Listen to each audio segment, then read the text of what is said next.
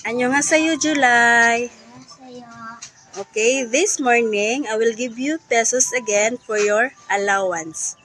This is given by Ichangbinim.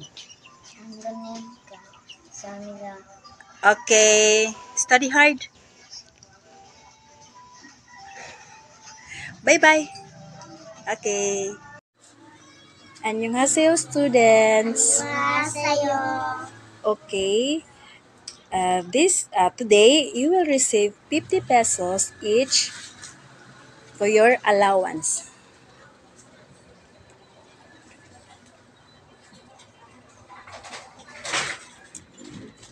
This given by Ichangbinim. Ichangbinim, annyeonghaseyo, kamsahamnida. Okay, good luck for exam today. Bye-bye. Bye. Annyeonghaseyo, Teacher Grace. Annyeonghaseyo. Okay, so since Siren have an exam today, so she have 2,400 of money, and that is from Iduwojinim. Iduwojinim, annyeonghaseyo, kamsahamnida for Shireen. Okay, bye-bye. Annyeonghaseyo, Shireen. Okay, kumusta mang school? Okay ra, perfect na sa exam. Okay.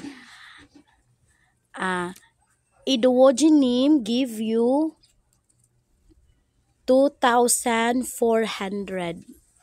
Iduwojinim, annyeonghaseyo, kamsahamnida. Okay, kamsahamnida, Iduwojinim. Bye-bye.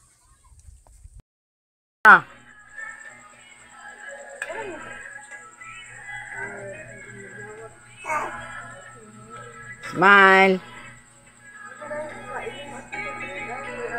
Ay sig tanaw karji ko kaon na dia.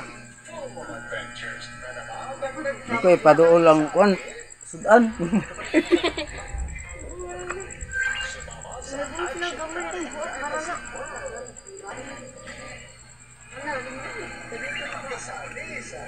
Ako sa ari-ari na skiyan. Dapat kita mantanan. Mon, boy. Tubunin naman, tubunin annyeonghaseyo. Tubunin. Ha? Unsa ang matubunin? Ano alam nga? Ang iyang pares may nag-video. Dapat mamarog ka dito sa nang. Ha? Ibarog mo dito sa nang. Barog. Barog mo na basta magkamsamida ka. Tingnan natin ya. Sige. Sige. Tubunin mo. 1, 2, 3, go. Tubunin, annyeonghaseyo, kamsahamnida. Kunay, bye-bye. Annyeonghaseyo, Teacher Fem. Annyeonghaseyo. Okay, so I'm here to deliver. Sarah teacher is in the school. Yes. Okay. She have 1 box of Jin ramen, and that is from Kwadangnim. Kwadangnim, annyeonghaseyo, kamsahamnida for Aisara. Okay, and also Marry Me, Angeli, and Joanna. Okay. They have 2 packs of Jin ramen each. Okay.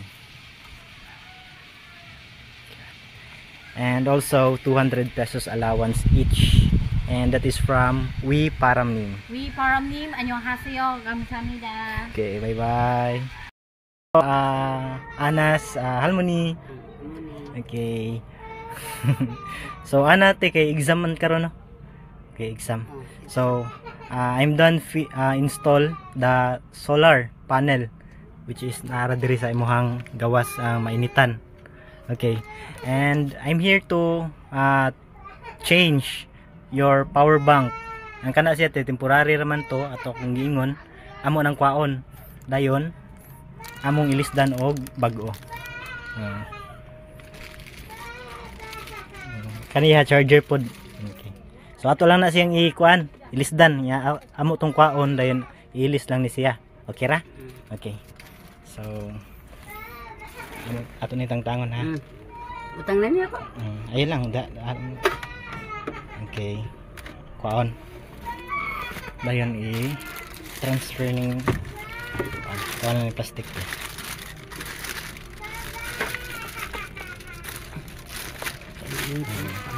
So ako namang na-install ang kuan, ang solar. So atong i-try kung mo charge ba. Okay. Function well. Charge na siya te. So no need na ka mo charge sa imong kuan ha. Sa imong silingan. Kay katong usa kay imo to i-charge sa kuryente no. Nya no need na siya i-charge. So kani siya na kay charger, so diha na lang na siya. Okay, ato okay.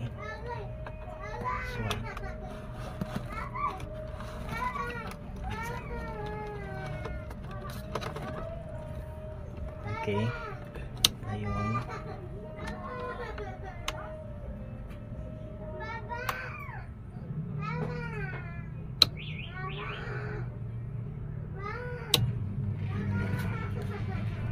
Under. Kira.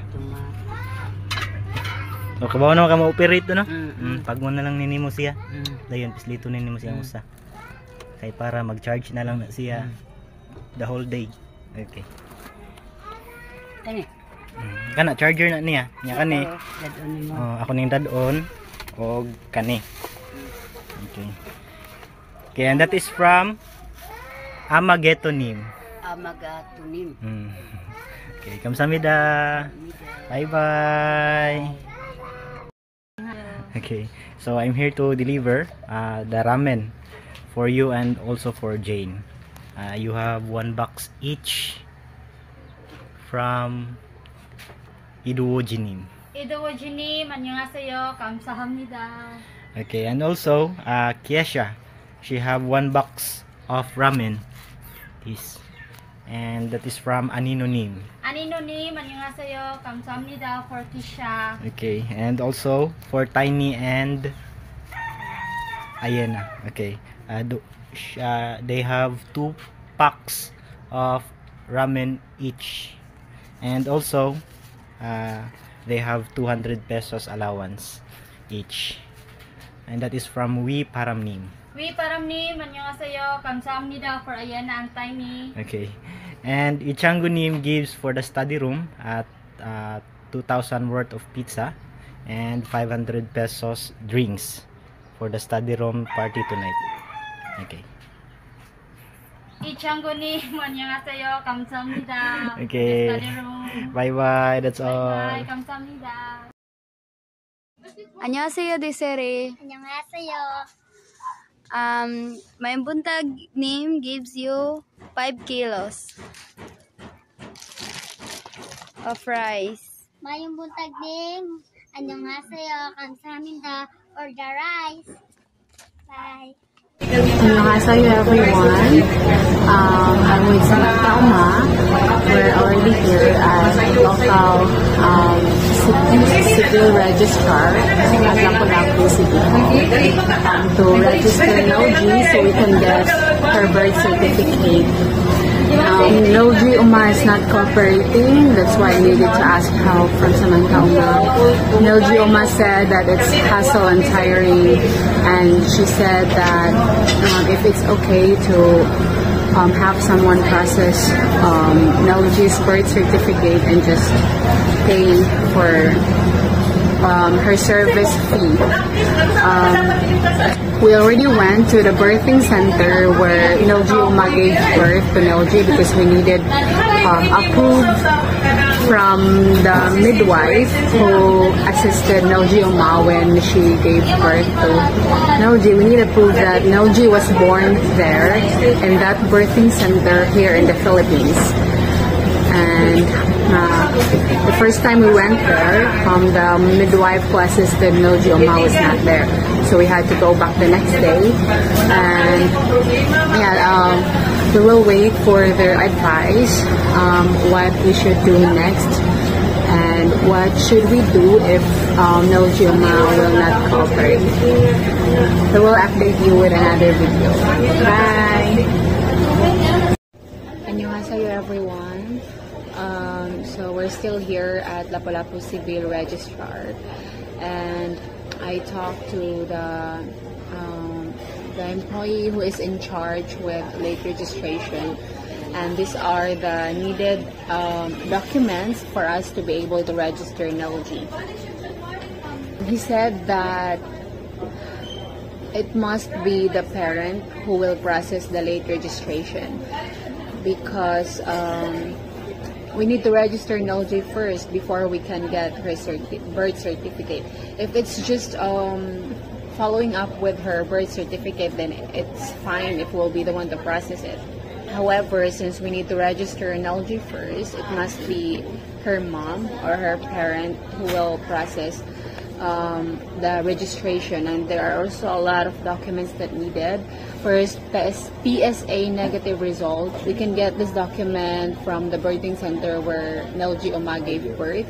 And then the second requirement is baptismal certificate or dedication.